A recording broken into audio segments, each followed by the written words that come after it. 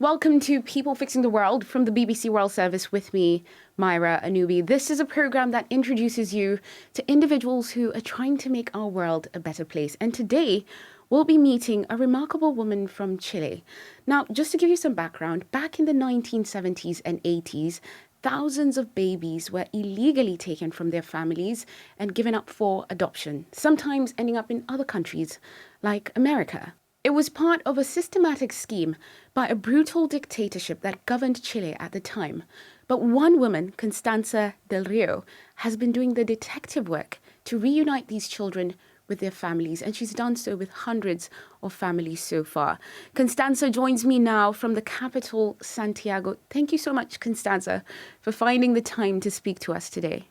Thank you very much for this invitation. This is very important, not only for me, just it's for all the adoptees and families who are searching for them. Constanza, on this program, we focus on positive news. But before we get into what you're doing, I think it's important for us to take a step back and really understand the problem.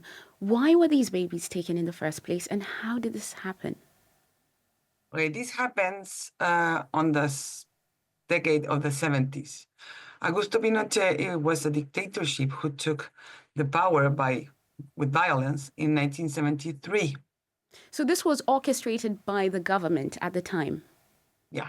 Mm. It was done by the government, and the people who really did it were judges, midwives, and doctors, and social assistants, lawyers. All of them used to work for the government, like for the public hospitals. How exactly was the process of these babies being taken briefly? Did it happen in hospitals? Did it happen at home? Okay, this happens in hospitals by professionals who work on that hospital. But how? So once they're delivered, they just take them? Would the mothers not ask, or what would the mothers be told? In the most cases, the mothers were told that the baby had died on labor. And after that, because these women were so poor, no net, no skills to raise their voice, they were told that the baby has died, that the baby was really in a bad shape, and that they just dismissed the baby on the trash, like things like that. How many babies exactly did you say were taken away? It's a weird thing because we don't have a real number, and this is very, very important. Why don't we have a real number? Because our government hasn't planned a real investigation about this. We are also only Nos Buscamos, our organization, a civil organization, legally constituted, and we have on our database that is online, we have more than 7,000 cases. So the number isn't actually known, but we're speaking thousands of children. And families, children and families. And that children today they are adults, not children. When was the first time you heard about this story and you realized that there had been a cover-up for these stolen babies? I am 52 now, and when I turned 39, my parents told me that I was not their biological daughter. I discovered this in 2012, yes. And in 2014, I founded Nos Buscamos, this organization, this NGO, for helping others to understand what happened and helping others to try to find their families. So what you're saying is because you found out you were adopted as well, that has kind of pushed and motivated you to do something to help reunite these families.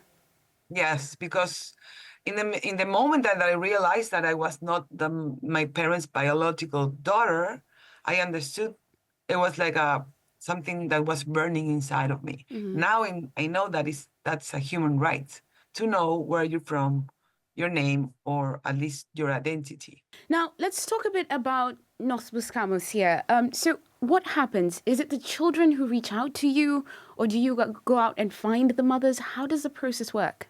We have this database online on nosbuscamos.org, and there's a little click that said register your case in Spanish or English, and they register their case, and they have to say if they are family or they're adopted. there are two groups, and the group of adoptees and the group of family looking for the adoptees, searching for them, and the software connects them inside. Like by then, like if someone say, I was born in Lota in February, I don't know, 78, and some mother is saying the same, there's how do you say, a flag for us to go and check that case. We do 3 times of search. One is completely online. Like the adoptee comes to us, he or she has some clues, and then we do a DNA search. We give the mothers the DNA.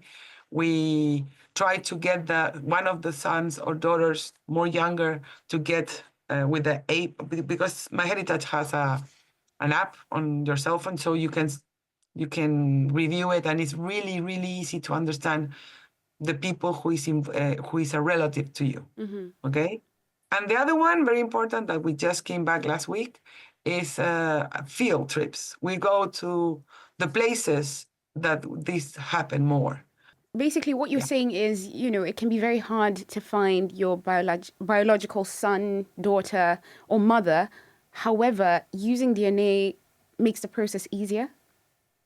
Absolutely. No, it's not easier. It's like, for us, like today, 2025, our goal is to give all the mothers or all the families, like sisters or brothers, who are searching for someone who was kidnapped or robbed from the hospital, give them a DNA test to get them inside of the DNA bank of MyHeritage, because we are doing the same with adoptees all around the world. We're talking that 99% of the children who were stolen from Chile, they were sent and sold to other countries like Sweden, France, United States, UK, etc. So we're saying, do the DNA on this bank, and we are going to try to give the mothers here in Chile the DNA for free, because, of course, this is money. It's not, MyHeritage is not an NGO. They're, of course, trying to sell. So we're trying to give them the DNA for free, and hoping that the adoptees will do the DNA in the other country, and hope that they're going to cross. We have had a lot of cases like this the last year. So when you have families, could you give me, for example, a story about a family that you've recently seen reunite and what that looked like? Last week, we were contacted by a woman in France in January, I think, and we did all the investigation, the internet investigation, all the fee and everything, and finally we found the mother, and that was one of the things I was doing last week. Her mother is a Mapuche woman, 53 years old, not that old. She has her baby when she was 17, so she was a teenager. She couldn't read or write. She was from Mapuche people, so she was like the best catch for the child traffickers. It was really easy to take her baby away. So we finally found her in a little town called Vilcún, a Mapuche community, and we have a car. We have like a little van that is our office also, and we sleep inside and we go around country. And we found her, and she told me the story, and she was so shocked first, because her baby was took from her. They told her, you're not allowed to have this baby because you're Mapuche, you don't know how to read or write, and you're a teenager. So they just took the baby away. And this is people from the hospital, like a lawyer. So she thought that she didn't have any rights on that baby. So she lost that baby. She never forget that baby. Her name was Carmen. She was expecting this moment all her life, the last, 40 years. So we jump into the car. We have this Starlink antenna who we can have internet everywhere. We have to pay for that, of course, it's not for free. And we connect with her daughter through a Zoom call, and they could talk to each other. And she was so happy to finally meet her mother. Very, very, very poor, but It was, it's her right. It doesn't matter if the mother is poor or rich. It's their right. It's the right to know each other. We did a DNA just to confirm, and it was okay. And finally, the woman in front is coming in October with the whole family. Constanza, could you just briefly describe, that moment of reconciliation when either a mother gets to see her adult child for the first time or just when they meet? What is that? What's that moment like? It's really weird for them to understand and to make it, like, to put it inside of their heart. So that's the importance of the group. Once a year, we do a therapy or something with them. We try to do thing. We do a horse, like kind of therapy with horses in the middle of the countryside, so they can talk to each other. They can share their feelings, and when you find someone who has experienced the same, that this weird thing, the same as them, it makes a good thing for them. Like for them, it's really, really difficult to believe that they are alive. What about the children? What is this for them? Because they're adults, yes, but their life changes. Yeah, one of the things that we always thought, like, people say, okay, they were adopted, okay, on other countries than Chile. We are very a third world country thing. There were a lot of poorness and hunger. On top of this, we have this dictatorship killing people. Like, it was very, very bad. So when they say, "Wow, but they were adopted in UK or in United States or in Sweden, there has to be a better life."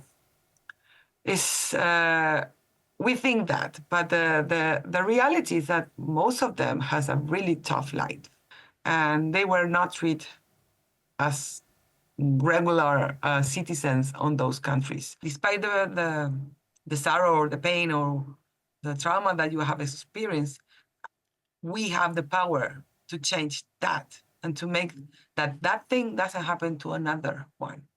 So don't be a victim and try to raise yourself. We raise others by raising.